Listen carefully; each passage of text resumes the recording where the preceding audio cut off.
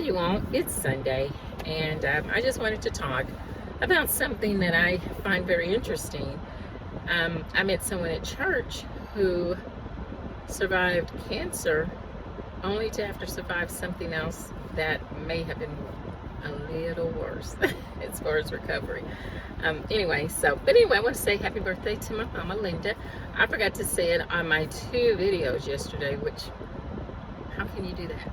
Anyway, yeah, so we're still celebrating. We celebrate birthdays in my family. We don't just take a day. Why?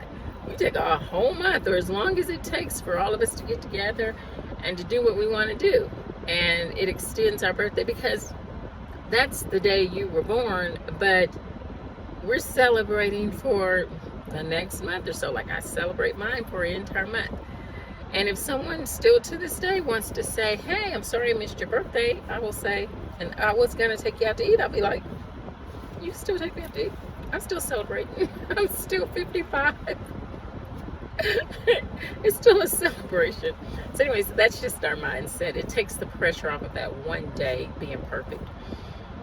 Anyway, so met a guy at church, and it's the pastor's father-in-law. Well, the pastors are Jeannie and Brendan, and it's Jeannie's dad. Jeannie's dad, and I remember this story while I was going through what I was going through.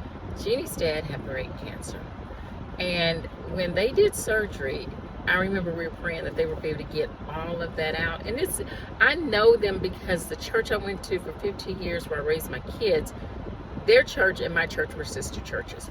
And they did a lot together. And my kids knew them because at that time, Brendan and Jeannie were the youth pastors of that church. And so, we've always known them. And her dad, Jeannie's dad, had brain cancer, and so we were all praying that when they did surgery that they could get all the cancer with the brain cancer. And usually that doesn't happen, and it did, you all. And he recovered not too long after that. And I was finding this story out from him today. I'd heard fragments, but he told me more. He was in a motorcycle accident after that and was in a coma for 10 months. He had his helmet on, and he said that, he'd always been on a motorcycle since he was young, a kid. He loved motorcycles. And he had one of those half helmets on. He said that helmet was shattered like glass, like if you were to hit a window of the window of a car. Sorry guys, there's jet skis out there. Wish I could turn my phone around, but my phone doesn't do that well. I have it mounted right now. But yeah, I'm at the lake, by the way.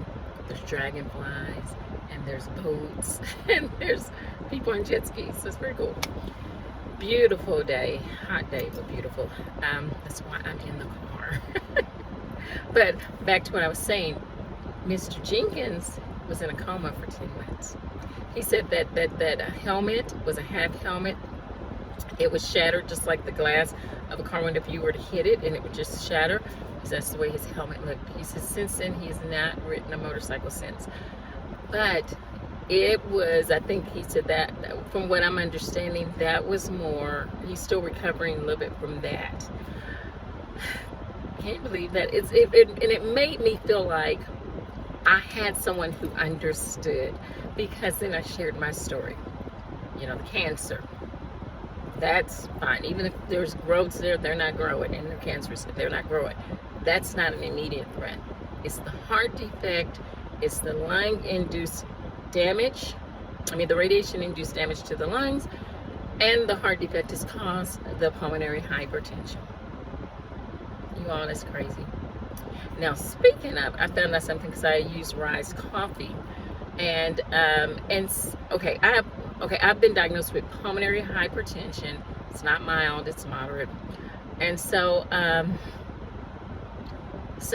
was listening to a doctor, because I watched these doctors that are into wellness also, and he was saying with hypertension, you should not start your mornings off with coffee. Now, I use Rise coffee, but I use it in my smoothies. And in my smoothies, I have all kinds of stuff like cinnamon, which helps with lower any kind of blood pressure and all kinds of neat things. It's anti-inflammatory. Turmeric, which is really good too. I put my protein powder. I put my green powder, you know, that's got the good stuff in there. I put, what else do I put in there? Oh yeah, I use coconut milk. I use cacao powder for my chocolate. Get my chocolate fix without actually having sugar. And sometimes I put fruit. Like yesterday, I had bananas in it.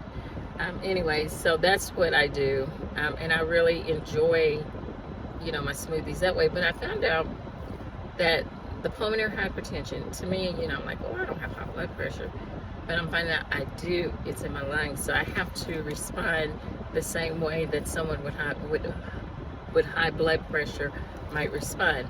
So I realized that drinking the rise, even though it's not that much caffeine, I should not do it in the morning. You shouldn't start your morning off with your blood pressure, or the blood pressure in my lungs being high. So I've started drinking it during the day. You know, I drank my smoothie yesterday in the middle of the day, and so and it, you know, it worked pretty well too. But I also found out that we need potassium.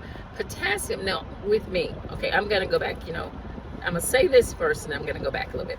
Okay, potassium balances out sodium, and potassium is very much needed in our bodies for a lot of different things. I don't remember, I've been doing a lot of studying on it, but I don't remember off the top of my head the things that potassium does, but you can look it up, it's easy to find.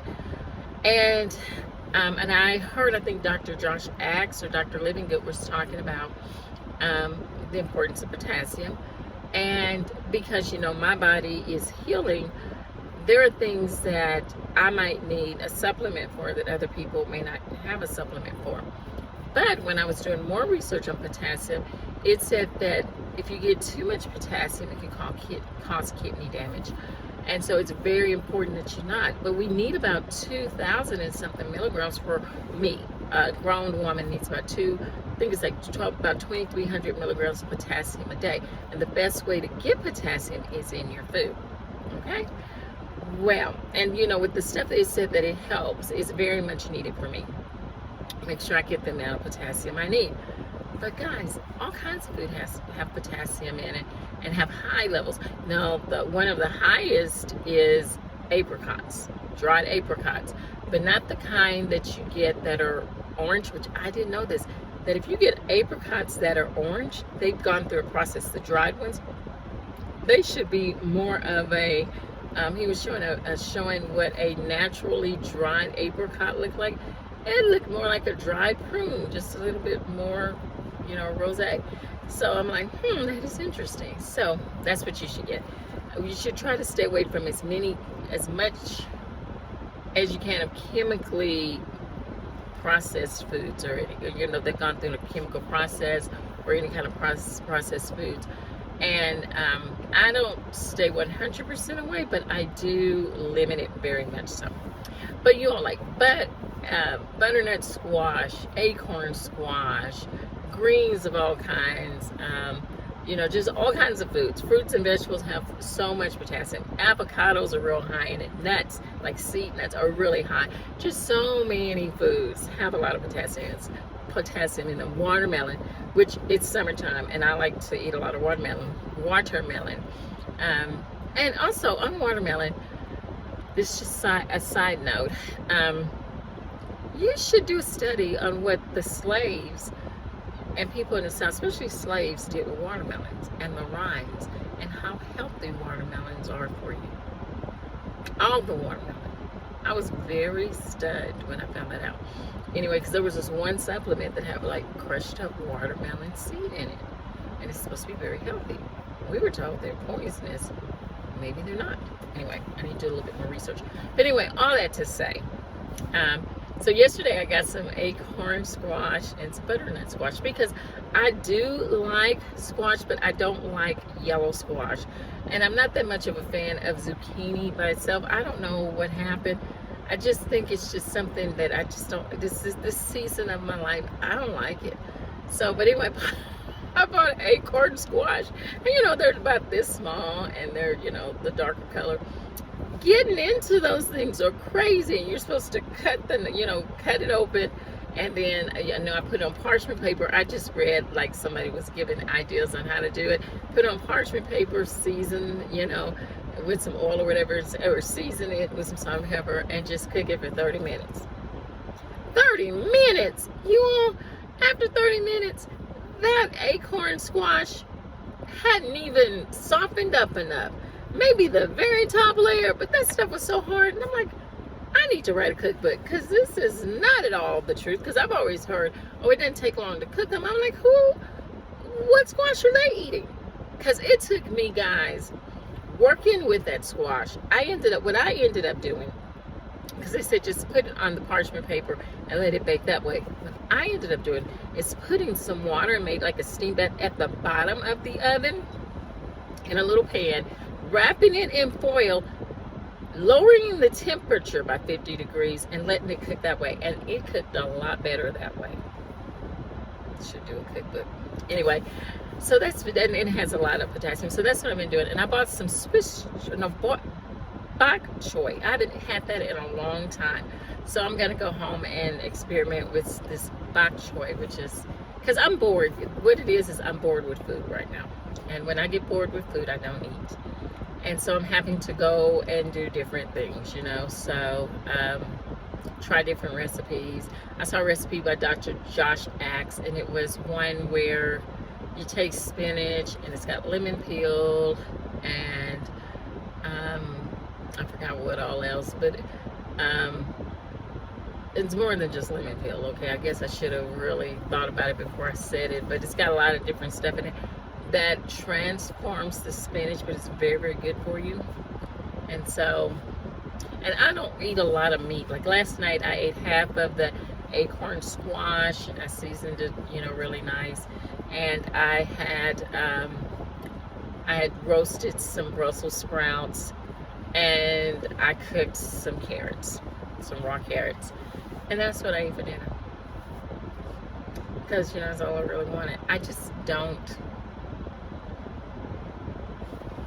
I'm just tired of regular food.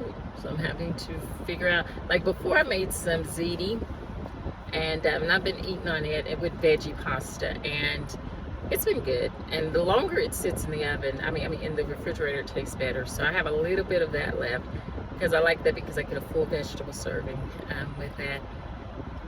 So anyway, yeah, so that's my update. Like I was saying, cancer is very bad, but there are things after cancer that I'm finding out are happening to people, to where it makes the cancer, not that because of the intervention with God, it just makes the cancer like, well, that's the easiest thing I've gone through compared with the other. Not at all knocking the effects of cancer, because cancer is really bad, but these other things are bad too, you all. So, but I am speaking the word and standing on the word and continuing, and I am just believing God for energy. Like right now, I think it's going on 3 o'clock. This is the longest I've been able to be up. Sorry guys, there's a lot of commotion going on in the park. This is the longest I've been able to be up without being completely exhausted in days. So this is good. I'm getting better, because I'm trying to push it as long as I can, so I'm not extremely exhausted. So now I'm going to go home and, watch a movie, do some rearranging of stuff, and then probably take a nap, because I'll probably be at that point by the end. But I'm going to get to the point where I don't have to do this as much. My body's going to be built up. So, and I've not had anything, which is good. I've not had any of the rides. I've not had any of the L-Centraline, which really helps. And so it has been helping me too, which helps your mitochondria health. So anyway, that's it. I know this is a little longer than I probably wanted to, and hopefully you watched it to the end. But anyway, you all have a great day. I just wanted to talk to you about my Sunday. And remember to have courage in adversity. Have courage urgent pain. Everything we do to move forward is not done in vain. Until next time.